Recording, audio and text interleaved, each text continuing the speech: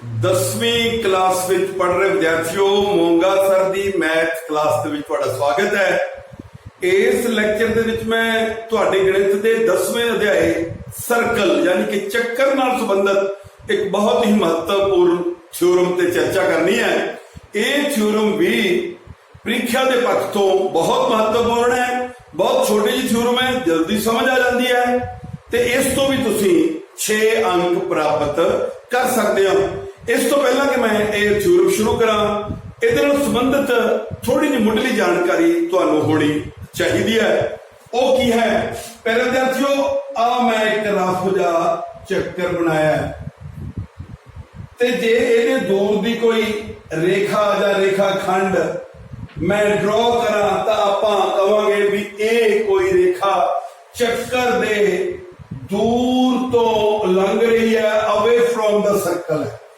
But ਜੇ ਉਹੀ ਰੇਖਾ ਹੌਲੀ ਹੌਲੀ ਹੌਲੀ ਹੌਲੀ ਇੰਨੀ ਨਜ਼ਦੀਕ ਆ ਜਾਏ ਕਿ ਚੱਕਰ ਨੂੰ ਇੱਕ ਜਗ੍ਹਾ ਤੇ ਸਪਰਸ਼ ਕਰਕੇ ਅੱਗੇ ਜਾਵੇ ਤਾਂ ਫਿਰ ਆਪਾਂ ਉਸ ਰੇਖਾ ਨੂੰ ਚੱਕਰ ਦੀ ਸਪਰਸ਼ ਰੇਖਾ ਕਹਾਂਗੇ। ਯਾਨੀ ਕਿ ਮੰਨ ਲਓ ਇਹ O ਕੇਂਦਰ ਵਾਲਾ ਚੱਕਰ ਹੈ, ਇਹ ਕੋਈ ਲਾਈਨ ਚੱਕਰ ਦੇ ਨਾਲ ਇੱਕ ਜਗ੍ਹਾ ਤੇ ਟੱਚ ਹੋ ਕੇ ਪਾਸ ਕਰਦੀ ਹੈ ਤਾਂ ਆਹ ਵਾਲੀ ਲਾਈਨ ਜੇ ਮੈਂ ਇਹਦਾ ਨਾਮ ਰੱਖਿਆ L O ਕੇਂਦਰ ਵਾਲੇ ਚੱਕਰ ਦੀ ਇੱਕ ਸਪਰਸ਼ ਰੇਖਾ ਹੈ।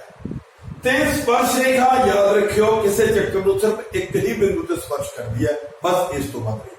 ਅਗਲੀ ਗੱਲ, ਜਿਹੜਾ ਬਿੰਦੂ ਹੈ ਜਿੱਥੇ ਚੱਕਰ ਦਾ ਘੇਰਾ ਤੇ ਰੇਖਾ ਜਿਹੜੀ ਬਾਹਰੋਂ ਲੰਘਦੀ ਸੀ ਉਹ ਸਪਰਸ਼ ਕਰਦੀ, ਉਸ ਬਿੰਦੂ ਨੂੰ ਅਸੀਂ ਕੀ ਬੋਲਦੇ ਹਾਂ? ਸਪਰਸ਼ ਬਿੰਦੂ। ਆ ਸਾਡੀ ਕੀ ਹੋ ਗਈ? ਸਪਰਸ਼ ਰੇਖਾ। ਅਗਲੀ ਗੱਲ, ਜੇ ਉਸ ਸਪਰਸ਼ ਬਿੰਦੂ ਨੂੰ ਅਸੀਂ ਚੱਕਰ ਦੇ ਕੇਂਦਰ ਨਾਲ ਮਿਲਾ ਦਈਏ ਤਾਂ ਉਹ ਦੂਰੀ ਜਿਹੜੀ ਕੀ ਹੋਊਗੀ? ਉਸ ਚੱਕਰ ਦਾ ਅਰਧ ਵਿਆਸ ਹੋਊ।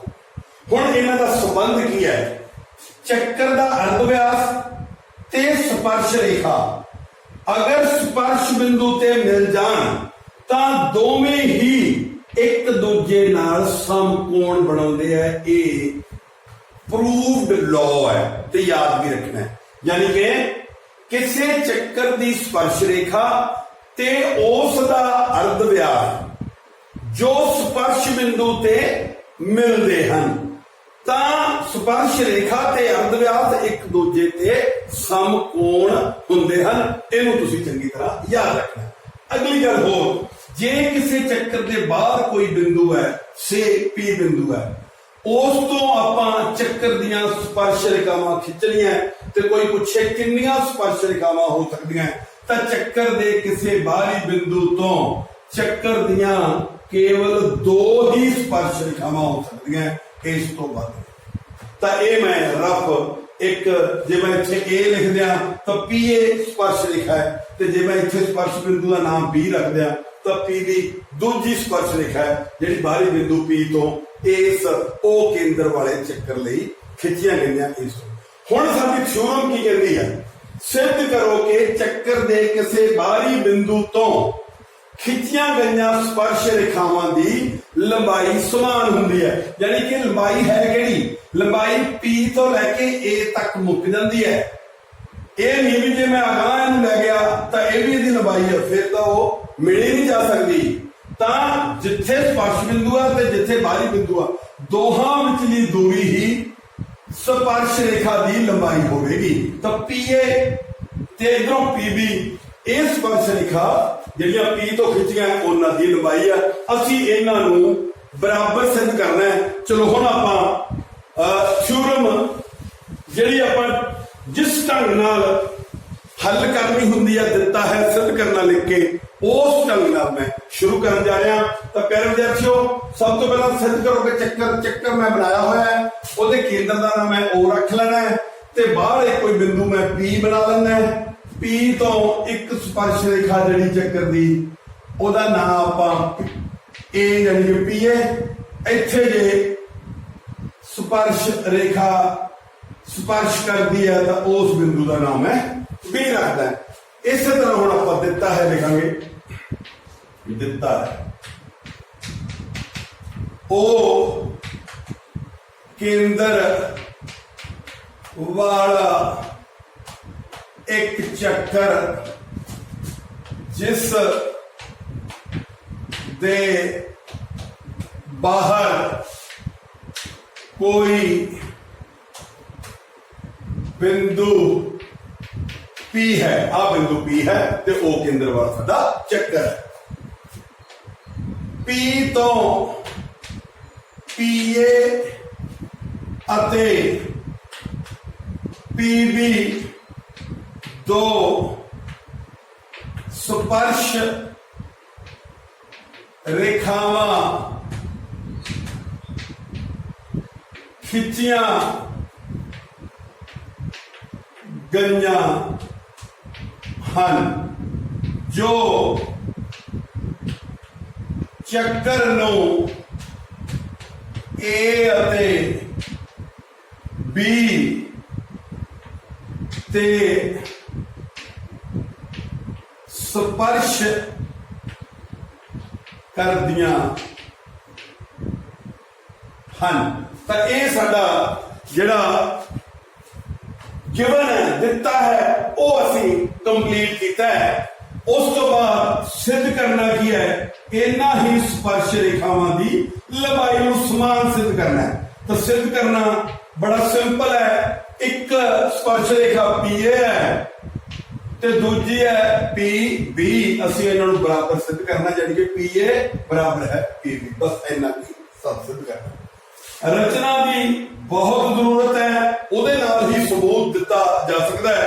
रचना की है, ओ ए कॉमा ओ बी अते ओ पी नूं मिलाया, इन्नी की रचना साडी। ओ ए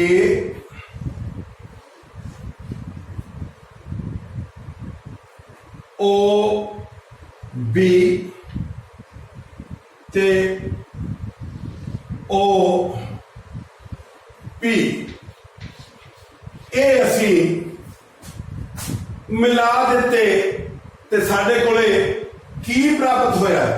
इस वेले ओए ओबी अते ओबी नूं मिलाया, सानू त्रिभुजां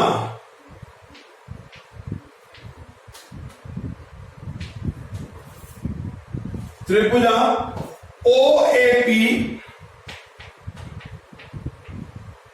अते ओ बी पी प्राप्त होइयां। यानी कि रचना करने नाल सानू एक तां आ त्रिभुज जिहदा नाम ओ ए पी है, एक हेठां त्रिभुज है जिहदा नाम ओ बी पी, ये सानू प्राप्त हो गया। सबूत आपां देण लगे हैं, बड़ा सिंपल है। असीं की करना है कि इन्हां दो त्रिभुजां नूं सरबंग सम सिद्ध करने लई ध्यान नाल देखना है कि दोहां त्रिभुजां दे किहड़े भाग समान हन ते किहड़ी कसौटी दे अनुसार ये दोवें त्रिकोणां सरबंग सम हुंदियां। सब तो पहला जे मैं गल करां, उपरली त्रिकोण दे विच ओ ए अर्ध व्यास है, हेठली त्रिकोण दे विच ओ बी अर्ध व्यास है। तो आप लिख सकते हैं ओ त्रिकोण जो त्रिकोणा ओ ए पी अते ओ बी पी विच ओ ए बराबर है ओ बी, ब्रैकेट लिख दो, क्योंकि एक ही चक्कर दे अर्ध व्यास है, इस करके इन्होंने समान होने होने। नाल ही जिहड़ी ओपी है, ओपी बराबर ओपी, उपरली त्रिकोण दे विच भी ओपी हैगी, हेठली विच भी ओपी बराबर ओपी, क्योंकि सांझी। लो जी, दो भाग अजिहे सन जिहड़े कि आपां नूं बड़े आराम नाल पता लगे कि ये समान हैं। हुण कसौटी कोई भी होवे सरबंध समता दी, उह तीजा भाग होना अति जरूरी है। ਹੁਣ मैं ਤੁਹਾਨੂੰ ਪਹਿਲਾਂ ਮੁੱਢਲੀ ਜਾਣਕਾਰੀ ਬਾਰੇ ਦੱਸਿਆ ਸੀ ਕਿ ਕਿਸੇ ਚੱਕਰ ਦਾ ਅਰਧ ਵਿਆਸ ਤੇ ਸਪਰਸ਼ ਰੇਖਾ ਇੱਕ ਦੂਜੇ ਨਾਲ ਸਪਰਸ਼ ਬਿੰਦੂ ਤੇ ਸਮਕੋਣ ਬਣਾਉਂਦੀਆਂ। ਇਹਦਾ ਮਤਲਬ ਇੱਥੇ ਵੀ ਸਮਕੋਣ ਹੈ ਤੇ ਇੱਥੇ ਵੀ ਸਮਕੋਣ ਹੈ। ਹੁਣ ਆਪਾਂ ਲਿਖਾਂਗੇ OA ਕੋਣ OAP ਬਰਾਬਰ ਕੋਣ OBP। ਇੱਥੇ ਰੀਜ਼ਨਿੰਗ ਕੀ ਹੈ? ਕਿਉਂਕਿ ਦੋਵੇਂ ਸਮਕੋਣ ਹੈ। ਇਹ ਆਪਾਂ ਨੂੰ ਪਤਾ ਹੈ ਕਿ ਸਮਕੋਣ ਕਿਉਂ ਨੇ। ਇਹ ਸਮਕੋਣ ਹੋਣ ਤੋਂ ਬਾਅਦ ਆਪਾਂ ਤਿੰਨ ਭਾਗ ਤਾਂ ਪੂਰੇ ਕਰ ਲਏ, ਅਨੁਸਾਰੀ ਭਾਗ। ਹੁਣ ਆਪਾਂ ਕ੍ਰਾਈਟੇਰੀਆ ਜਾਨੀ ਕਿ ਕਸੌਟੀ ਵੇਖਦੇ ਆ ਕਿਹੜੀ ਲੱਗਦੀ ਹੈ। ਪਹਿਲੇ ਵਿਦਿਆਰਥੀਓ, ਜਿਹੜੀਆਂ ਦੋ ਤਿਕੋਣਾਂ ਸਮਕੋਣੀ ਹੁੰਦੀਆਂ, ਅਗਰ ਸਮਕੋਣ ਦੇ ਸਾਹਮਣੇ ਦੀ ਭੁਜਾ ਸਮਾਨ ਹੋਵੇ ਤਾਂ ਉਹ ਕਿਹੜੀ ਹੁੰਦੀ ਆ? ਉਹ ਕੀ ਹੁੰਦੀ ਆ? ਹਾਈਪੋਟੇਨਿਊਜ਼, ਯਾਨੀ ਕਿ ਕਰਨ ਹੁੰਦੀ ਹੈ। ਤਾਂ ਆਹ ਸਾਡੇ ਕੋਲੇ ਕਰਨ ਜਿਹੜਾ ਹੈ OP। ਇਹਦਾ ਮਤਲਬ ਸਮਕੋਣ ਤੇ ਉਹਦੇ ਸਾਹਮਣੇ ਕਰਨ, ਭੁਜਾ ਕਿਹੜੀ? OA ਤੇ OB। ਯਾਨੀ ਕਿ ਇਸ ਲਈ RHS ਸਰਬੰਗ ਸਮਤਾ ਕਸੌਟੀ ਅਨੁਸਾਰ, ਸਰਬੰਗ ਸਮਤਾ ਕਸੌਟੀ ਅਨੁਸਾਰ ਜਿਨ੍ਹਾਂ ਦੋ ਤ੍ਰਿਭੁਜਾਂ ਦੇ ਤਿੰਨ ਭਾਗ ਸਮਾਨ ਆ, ਉਹ ਕਿਹੜੀਆਂ ਹੈ? ਤਿਕੋਣ OAP ਸਰਬੰਗ ਸਮ ਹੋ ਗਈ ਤ੍ਰਿਭੁਜ OBP। ਤੇ ਜਦੋਂ ਵੀ ਕੋਈ ਦੋ ਤ੍ਰਿਭੁਜਾਂ ਸਰਬੰਗ ਸਮ ਹੋ ਜਾਣ, ਜਿਹੜੇ ਰਹਿੰਦੇ ਅਨੁਸਾਰੀ ਭਾਗ ਹੁੰਦੇ ਆ ਉਹ ਬਾਈ ਸਿੰਪਲੀਸਿਟੀ ਆਪਣੇ ਆਪ ਹੀ ਸਮਾਨ ਹੋਣਗੇ। ਤਾਂ ਉਹ ਰਹਿੰਦੇ ਭਾਗਾਂ 'ਚ ਇੱਕ ਆਹ ਵਾਲੀ ਤੇ ਇੱਕ ਆਹ ਵਾਲੀ ਭੁਜਾ, ਇਹ ਅਨੁਸਾਰੀ ਭੁਜਾਵਾਂ ਹੈ। ਇਸ ਲਈ PA ਬਰਾਬਰ ਕੀ ਹੋਗੀ? PB। ਇਸ ਲਈ PA ਬਰਾਬਰ PB। ਇਹ ਕੀ ਹੋ ਗਿਆ? ਬਾਈ CP। ਤਾਂ ਆਪਾਂ ਸਿੱਧ ਕੀ ਕਰਨਾ ਸੀ? PA ਬਰਾਬਰ PB QED, ਯਾਨੀ ਕਿ ਇਹੀ ਸਿੱਧ ਕਰਨਾ ਸੀ। ਤਾਂ ਪਿਆਰੇ ਵਿਦਿਆਰਥੀਓ, ਮੈਨੂੰ ਪੂਰੀ ਉਮੀਦ ਹੈ ਕਿ ਤੁਹਾਨੂੰ ਇਹ ਚੱਕਰ ਨਾਲ ਸੰਬੰਧਿਤ ਮਹੱਤਵਪੂਰਨ ਥਿਊਰਮ ਚੰਗੀ ਤਰ੍ਹਾਂ ਸਮਝ ਆ ਗਈ ਹੈ ਤੇ ਤੁਸੀਂ ਇਸ ਨੂੰ ਯਾਦ ਰੱਖੋਗੇ। ਸ਼ੇਅਰ ਕਰਨਾ, ਲਾਈਕ ਕਰਨਾ ਨਹੀਂ ਭੁੱਲਣਾ। ਧੰਨਵਾਦ।